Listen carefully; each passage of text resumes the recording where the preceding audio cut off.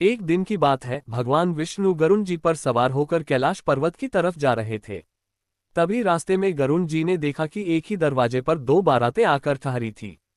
गरुण जी को ये बात बिल्कुल भी समझ में नहीं आए, फिर क्या था। गरुण जी ने भगवान विष्णु से पूछा कि हे प्रभु, ये कैसी मोह माया है, एक ही कन्या के विवाह के लिए दो बारातें कैसे आ सकती है, मुझे कुछ समझ में नहीं आया।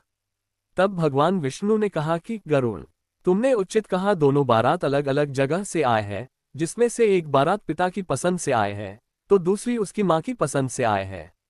दोनों लड़कों में से एक लड़का उसकी माँ को पसंद नहीं है तो एक उसके पिता को। ये सुनकर गरुण जी बोले कि तो आखिर कन्या का विवाह किसके साथ होगा। तब भगवान विष्णु बोले कि कन्या का विवाह उसकी माँ की पसंद के लड़के से होगी। ये सुनकर गरुण जी मौन हो गए और भगवान विष्णु को कैलाश पर्वत पहुंचाकर पुनः उसी स्थान पर चले आए जहां पर एक कन्या विवाह हो रहा था। गरुण जी ने वहां पहुंचकर अपने मन में ये विचार किया कि अगर मैं माँ के पसंद वाले लड़के को यहां से हटा दूं तो देखता हूं ये विवाह कैसे संभव हो पाएगा। फिर क्या ही था, गरुण जी उस लड़के को भगवद विधान दिखने की लालच देकर उसको तुरंत वहां से ले जाकर समुद्र के एक टापू पर पहुंचा दिया। लेकिन फिर अचानक से उनके मन में सवाल आया कि मैं इस लड़के को यहाँ पर लेके तो आया, लेकिन इसके लिए कुछ खान पान की व्यवस्था तो की ही नहीं है। ऐसे तो ये भूख की वजह से मर जाएगा और वहां पर सभी बाराती मस्त सभी व्यंजन खा रहे होंगे। ये तो उचित बात नहीं है, ऐसे तो इसका सारा पाप मुझे ही मिलेगा। ये सब सोचकर उन्होंने सोचा कि इसके खाने पीने का इंतजाम करता हूँ, अगर विधि का विधान देखना है तो मुझे थोड़ी मेहनत तो करना ही पड़ेगा।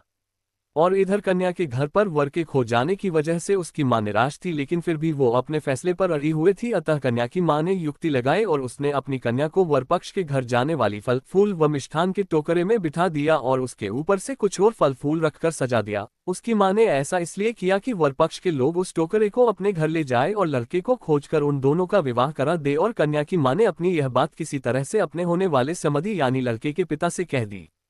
अब ये संयोग की ही बात है और भाग्य की भी, जिस टोकरी में उस कन्या को छुपाया गया था, गरुण जी भी उसी टोकरी को लेकर उसी समुद्र के टापू पर ले गए। क्योंकि ऊपर से तो उस टोकरी में खाने की सामग्री थी, तो गरुण जी यही सोचकर उसको लेकर आए और उस टोकरी को उस लड़के के सामने रखा। अब क्या ही था, भूख से व्याकुल वो लड़का जैसे ही खाने से भरी टोकरी देखता है तो तुरंत उसको खोले लगता है, लेकिन जैसे ही ऊपर से कुछ सामग्री निकाली तो उसने देखा कि उसमें 16 श्रृंगार से सजी एक कन्या उसमें बैठी हुई थी और वह वही लड़की थी जिससे उस लड़के की शादी होने वाली थी।